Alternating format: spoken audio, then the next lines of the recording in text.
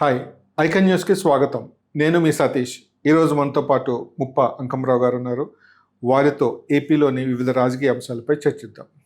అంకమరావు గారు, ఇప్పుడు పవన్ కళ్యాణ్, ఏపీ ఉప ముఖ్యమంత్రి పవన్ కళ్యాణ్ గారు ఢిల్లీ పర్యటనలో ఉన్న సంగతి తెలిసింది. ఇవాళ కూడా కేంద్ర జలశక్తి మిషన్ మంత్రిని కలిసి కొన్ని నిధులు అడిగారు. గతంలో ఇచ్చిన ప్రభుత్వం ఖర్చు చేయలేదు, ఆ నిధుల్ని ఇప్పుడు విడుదల చేయమని అడిగారు. ఒకటి, అక్కడ విలేకరులతో మాట్లాడుతూ కొన్ని కీలక వ్యాఖ్యలు చేశారు. ఏపీలో విచారణకు రావాల్సిన కొంతమంది వ్యక్తులు విచారణ తప్పించుకుంటున్నారు, ప్రభుత్వం ఏమీ చేయలేకపోతుంది, ఏంటి కారణం అని అడిగితే, విచారణకు రాకుండా తప్పించుకుంటున్న మాట వాస్తవమే, అందులో రామ్ గోపాల్ వర్మ కూడా ఒకడున్నాడు. కానీ నేను లా అండ్ ఆర్డర్ కానీ హోమ్ కానీ నా దగ్గర లేదు, దానికి సంబంధించిన మంత్రులను అడిగితే మీకు కరెక్ట్ సమాధానం వస్తుంది. కాకపోతే నేను ఢిల్లీలో ఉన్నాను కాబట్టి మీ అభిప్రాయాల్ని నేను అక్కడ చెప్పి తెలియజేస్తాను. ఇంకొకటి కూడా ఆయన ఒక కీలక వ్యాఖ్య చేశారు. అంటే ఆయన మాటల్లో కాస్త డిసప్పాయింట్మెంట్ కనిపిస్తున్నట్టు నాకు అనిపిస్తుంది. హోంశాఖ నా దగ్గర లేదు, హోంశాఖ నా దగ్గర లేదని ఇప్పటికి 2-3 సందర్భాల్లో మాట్లాడిన సంగతి గుర్తునే ఉంటుంది కదా. సో ఆయనకి ఏమైనా హోంశాఖ తీసుకునే ఆలోచన ఉందంటారా? అంటే ఆయన మాటలు కొంచెం నర్మగర్భంగా కొన్నిసార్లు అంటున్నాడు, కొన్నిసార్లు తీవ్రంగా మాట్లాడుతున్నాడు. ఈరోజు చూసుకుంటామంటే పోయినసారి మాచర్ల పర్యటన, అంటే పల్నాడు ప్రాంత పర్యటన సందర్భంగా కావచ్చు, కొంతమంది చేసినటువంటి అంటే బాలబాలికలకు సంబంధించిన విషయాల్లో కావచ్చు, ఆయన కొంచెం అంటే ఏదైనా తొందరగా స్పందిస్తాడు. ఆయన ఇప్పటి వరకు చాలా లో ప్రొఫైల్ మెయింటైన్ చేస్తున్నాడు, మీరు గమనించాలి. ఉప ముఖ్యమంత్రి అయిన తర్వాత కూడా లో ప్రొఫైల్ మెయింటైన్ చేస్తున్నాడు. నేను చంద్రబాబు నాయుడు గారి దగ్గర నేర్చుకోవాలి, సంపూర్ణ మద్దతు, ఈ ప్రభుత్వం 10 సంవత్సరాల పాటు ఇలానే కొనసాగాలి, అప్పుడు తప్ప రాష్ట్రం బాగుపడదనే దాని మీద కృతనిశ్చయంతో ఉన్నాడు. ఇప్పుడు ఈరోజు ప్రత్యేకంగా ఢిల్లీలో విలేకరులు అడిగిన సందర్భంలో కనుక మనం చూసుకుంటా ఉంటే ఆయన అన్నమాట మీరు అన్నట్టు దాన్ని ఇప్పుడు నాకు తెలిసినంత వరకు ఈపాటికే వ్యతిరేక పార్టీలు సోషల్ మీడియాలో దాన్ని రకరకాలుగా చెప్తూ ఉంటుంటారు.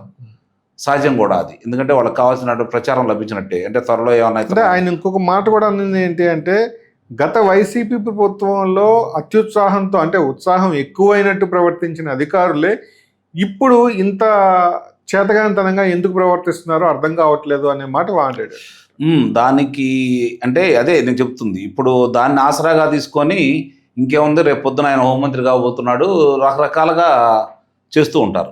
ఇక్కడ గమనించుకోవాల్సిన అంశం ఏంటంటే, అతను చెప్పే విధానంలో ఆయన లౌకికం ప్రదర్శించలేదు, కానీ వాస్తవంగా జరుగుతూ ఉంటే ఇప్పుడు అది ఒక్కటే కాదు కదా, చాలామంది చాలా విషయాల్లో ఇప్పుడు పోలీసులు సహకరించట్లేదు, ఒప్పుకుందాం. దానికి లోపం ఎవరిదై ఉంటుంది? హోమ్ మినిస్టర్ గారు ఒక్కళ్ళే బాధ్యత కాదు కదా, ప్రభుత్వం ఏదైనా ప్రభుత్వం వైఫల్యం చేస్తే సమిష్టి బాధ్యత, లేదంటే ముఖ్యమంత్రి గారిది బాధ్యత.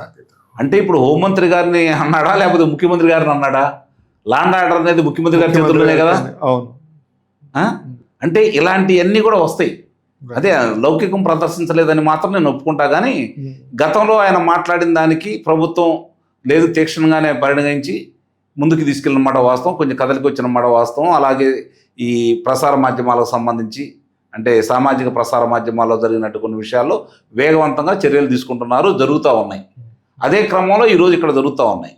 నేను అనేది ఏంటంటే, ఇదే పోసాని కృష్ణమురళి, రోజా గారు, వీళ్ళందరూ కూడా గతంలో ఏ విధంగా ప్రవర్తించారు, ఏ విధంగా మాట్లాడారు, ఇప్పుడు ఏ విధంగా మాట్లాడారు. అంటే మొన్న అయితే నాకు రాజకీయాలతో సంబంధం లేదు, నేను దండం పెడుతున్నాను, నన్ను వదిలేయండి అని చెప్పని పోసాని కృష్ణమురళి మాట్లాడినా, రోజా గారు ఇంకా మాట్లాడుతూనే ఉన్నారు. శ్రీరెడ్డి కూడా నేను రాజకీయాలకు వదిలేశాను, నన్ను అనవసరంగా పావుగా ఉపయోగించుకున్నారు, నేను కాదు వాళ్ళు చెప్తే చేశాను, అలీ కూడా రాజకీయాలు వదిలేశాను అని చెప్పేసి కదా. అంటే ఒక్కొక్కటి జరుగుతూ ఉన్నాయి. జరుగుతున్నాయి అంటే భయపడ్డట్టేగా, అవతరాలకు భయం అంటూ ఏర్పడినట్టేగా.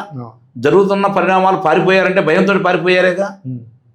చంద్రబాబు నాయుడు గారు లాగో మీలాగో లోకేష్ బాబు గారు లాగో ఆంధ్రప్రదేశ్లోనే ఉండి వాళ్ళు ఎందుకు పోరాటలేదు అంటే పారిపోయారు. ఇక్కడ గమనించుకోవాల్సిన అంశం ఏంటంటే, చాలా మంది కూడా వాళ్ళకంటూ భయం అంటే ఏర్పడింది కదా.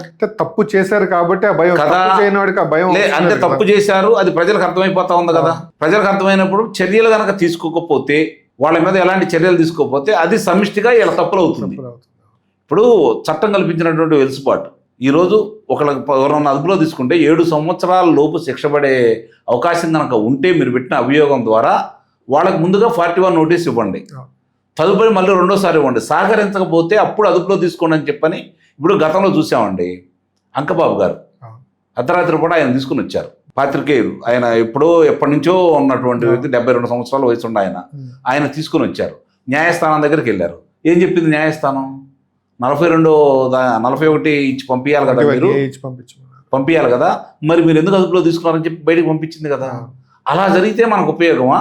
లేకుంటే వాళ్ళందరినీ అదుపులో తీసుకుంటే బయటకు వెళ్లకుండా ఇప్పుడు ఒకవైపున నందిగం సురేష్ ఉన్నాడు, ఒకవైపున బోరగడ్డ అనిల్ ఉన్నాడు, ఒకవైపున వర్ర రవీందర్ రెడ్డి ఉన్నాడు, మిగిలిన వాళ్ళందరినీ ఒక్కొక్కరిని ఇదే క్రమంలో తీసుకుని వెళ్ళిపోతా ఉన్నారు. మరి అవి కూడా చూసుకోవాలిగా మనం. వాళ్ళకి అవకాశం లేదు, ఇతనికి ఎందుకు అవకాశం ఉంది? ఇతనికి 7 సంవత్సరాల లోపు శిక్ష పడే అవకాశం ఉంది కాబట్టి, అదేదో మరణ శిక్ష 307 పెట్టే అవకాశం అయితే లేదు కదా. అన్నప్పుడు రేపు పొద్దున తీసుకొచ్చి అప్పుడు నోటీసు అనిస్తే అప్పుడు మనమే మాట్లాడతాం. ఏది నాగార్జున యాదవ్కి ఏ విధంగా ఇచ్చారు, పలానాళ్ళకి ఏ విధంగా ఇచ్చారు, కాఫీ టిఫిన్లు పెట్టారు, ఇక్కడ కూడా రాంగోపాల్కి అలా చేశారని చెప్పుకుని మాట్లాడుకోవాల్సి వస్తుంది. దానివల్ల ఉపయోగం ఏంటి? ఇప్పుడు ఆయన ఎక్కడో ఉన్నాడు, పారిపోయాడు, రేపు పొద్దున అదుపులో తీసుకున్నారు అనుకోండి, ముందుగా న్యాయస్థానాన్ని తీసుకెళ్ళంలో 2 సార్లు ఇట్లా తప్పించుకున్నారు కాబట్టి 14 రోజులు నువ్వు లాండ్ అయ్యా బాబు అంటారు. ఆ తర్వాత అతను విచారణ సందర్భంగా వీళ్ళు అడిగినట్టు 2 రోజులు 3 రోజుల్లో ఇస్తారు. అప్పుడు మీ ప్రభుత్వం యొక్క ఎఫిషియన్సీ బయటపడుతుంది. అప్పుడు మీ ప్రభుత్వంలో ఉన్నటువంటి పోలీస్ అధికారులు ఎలా వాళ్ళ చేత ఏ విధంగా చేయించుకుంటారు అనేది మీ యొక్క శక్తి సామర్థ్యాల మీద ఆధారపడి ఉంటుంది. అప్పుడు దాకా మనం ఏం మాట్లాడుకున్నా కూడా ఉపయోగం అయితే ఏం లేదు కదా. జరుగుతున్న పరిణామాలు వరుసగా ఒక్కొక్కటి కనపడతా ఉన్నాయి, కుంభకోణాలు బయటకు వస్తూ ఉన్నాయి, దానికి సంబంధించిన వ్యక్తులను బయటకు తీసుకొస్తా ఉన్నారు.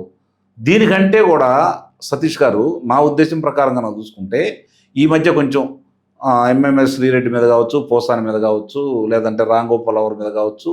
ఇది రామ్ గోపాల్ వర్మ మీద 2023లోనే రాష్ట్ర జాతీయ అధికార ప్రతినిధి అయినటువంటి జ్యోత్స్నా గారు హైదరాబాద్లో అభియోగం కూడా మోపారు. అది ఎఫ్ఐఆర్ కూడా అయ్యింది. మరి ఇవన్నీ రేపొద్దున వస్తూ ఉంటాయి కదా. శ్రేణులు ఎంతమంది, జనసేన పార్టీ వాళ్ళు కావచ్చు, తెలుగుదేశం పార్టీ వాళ్ళు కావచ్చు, భారతీయ జనతా పార్టీ వాళ్ళు కావచ్చు, ఇబ్బందులు పడ్డది వీళ్ళు, ఆస్తులు పోగొట్టుకుంది వీళ్ళు, కార్యకర్తలను పోగొట్టుకుంది ఈ పార్టీ వాళ్ళు, మనుషుల్నే భౌతికంగా లేకుండా చేసుకుని తెలుగుదేశం పార్టీ వాళ్ళు కళ్ళ ముందు కనపడతానే ఉన్నాయి. భారతీయ జనతా పార్టీ వాళ్ళ చెయ్యి నరికారు, నానా ఇబ్బందులు పెట్టారు, వాళ్ళని ఇబ్బంది పెట్టారు. వీళ్ళందరూ దానికి కారకులైన వాళ్ళ ఎంతమంది మీద ఈరోజు అభియోగాలు మోపారు. వాళ్ళందరూ కనుక స్థానిక పోలీస్ స్టేషన్లోకి వెళ్ళి వాళ్ళ మీద అభియోగాలు మోపి వాళ్ళ నాయకులతోటి కనుక దాన్ని ఒత్తిడి తీసుకురాగలిగితే ఇంతమందికి మాట్లాడే అవకాశం దొరికేదా? ఆ అవకాశం ఇస్తుంది కూడా వీళ్ళే కదా. కాబట్టి శ్రేణులు దానికి ముందుకు రావాలా. అప్పుడు నాయకులు స్పందించకపోతే, అధికారులు మాట అనకపోతే మనం దాని గురించి మాట్లాడుకోవాలి. సో ఇప్పుడు పవన్ కళ్యాణ్ వ్యాఖ్యల్లో ఆయన లౌక్యం లేకపోవడం ఒకటే తప్పితే వేరే దురుద్దేశం కానీ, ప్రభుత్వం మీద అసంతృప్తి కానీ, లేదంటే ప్రభుత్వం మీద అసంతృప్తి ఉంటే ఆయన మీద అసంతృప్తి ఉన్నట్టేగా. ప్రభుత్వం మీద అంటే కొంతమంది నాయకుల మీద. అదే ఇప్పుడు అదుపు చేయలేకపోతే నేను అన్నట్టు రాజు తప్పు అవుతుంది, పని చేయకపోతే పని వాళ్ళకి తప్పు అవుతుంది. ఇప్పుడు హోంమంత్రిగా బాధ్యతలు తీసుకునే అలాంటి అవకాశం ఉందని అయితే, అంత పిచ్చి పని చేస్తాడని అయితే నేను భావించాను. Thank you so much sir. చూశారు కదా, ఈరోజు ముప్ప అంకమరావు గారితో రాజకీయ అంశాలపై విశ్లేషణ. మరోసారి మరో అతిథితో కలుద్దాం. అంతవరకు నమస్తే.